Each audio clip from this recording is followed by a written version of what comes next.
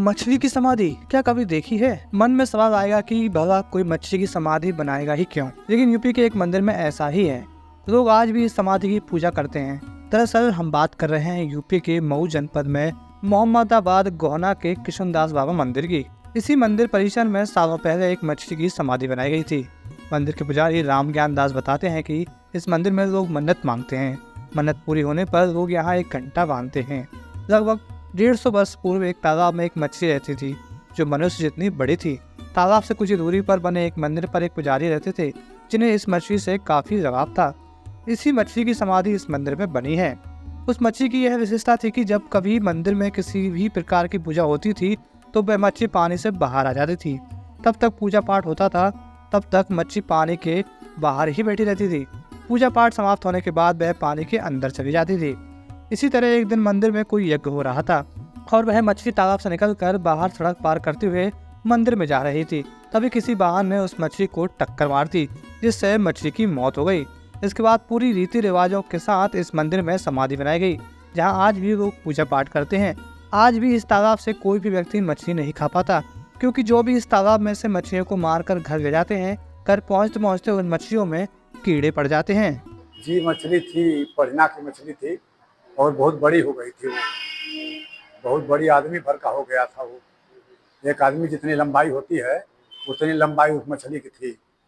और बाबा डेली खिलाते उलाते थे किशनदास बाबा। और कुछ दिन के बाद उसको एक नथिया, सोने का नथिया बनवा करके ले जा करके अपने हाथ से पहनाए। और पहनाने के बाद जब पूजा होता था तो वो निकल करके पोखरे से बाहर निकल करके मानो वहीं रुक करके सुनती थी।